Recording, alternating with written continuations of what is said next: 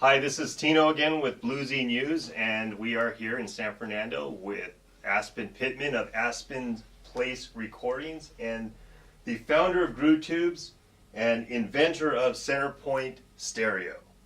Thank you, Tino. Appreciate Blues E-News coming out and filming this today. We appreciate you guys. We've got an interesting guest with us tonight, Mr. Jonathan Wilson from Guitar-Viol, the inventor of Guitar-Viol, a friend of mine for many years. Jonathan has been using this box in NAMM show demonstrations and various gigs for years. This is the newest evolution. This is the V.3, so he's seen the earlier versions, and we brought him in today. The purpose of this video is to show you what this thing sounds like. We've been talking about it in other videos. This is actually something where you get to enjoy somebody playing it. This is basically his rig. He uses some stereo effects. It's a very unusual instrument, which we'll get into a minute. But what I'd like to show you how it's working, it's going directly in here. His left-right patches are coming right into the box. We're using a subwoofer. Inexpensive subwoofer, helps bring out the low end. We have a level control and a width control, and I'm going to demonstrate that width control. A three-way front end. So we've got a compression driver, a horn driver, high-frequency neodymium driver, and amplifiers on those two, plus the woofer. And of course we have the side speaker, which is part of the magic how it works, creating stereo from one place you hear everywhere. Now just to show you the width control, I'm going to ask Jonathan to give me just a quick demonstration, and I'll turn the width down and I'll bring it up during his playing. Just give me a quick demo of that. And now I'm going to bring the width up.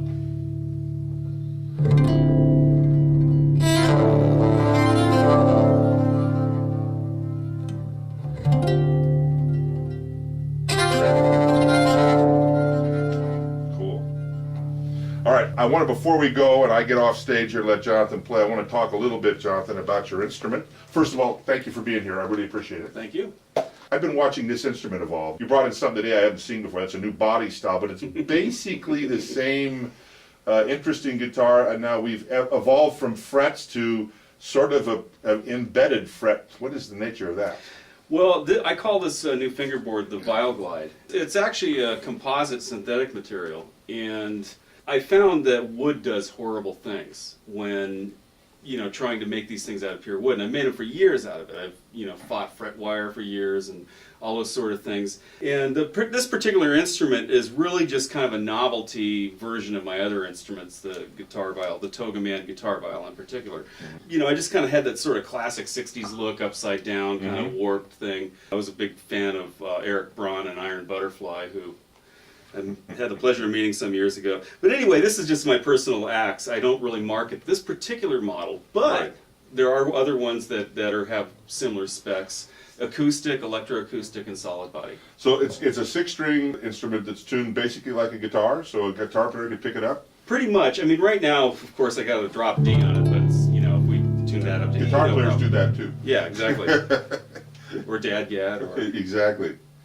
And then it can be plucked or it can be bowed, and I've seen you play before, but I don't know how many people have, but this is an amazing instrument. It's all-encompassing, and obviously it's a groundbreaking instrument, and we have kind of a groundbreaking speaker, so I know you've had a chance to use this speaker a little bit. What do you think of it?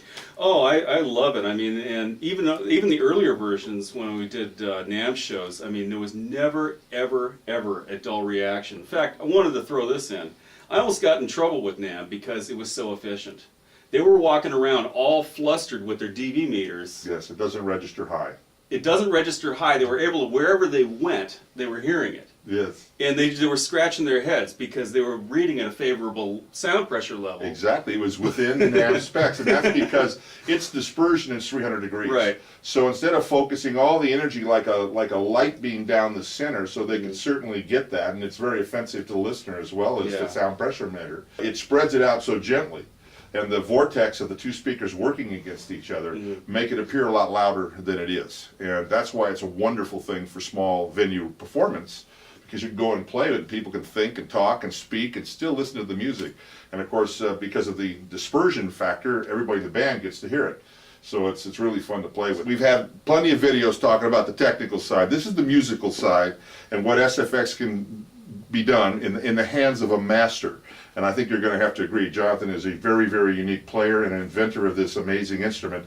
That's enough talk. I want to hear you play. We came to hear you play, and this is about what a space station can do for an artist. So I'm going to get off the side here, and please create your magic, Jonathan. Okay.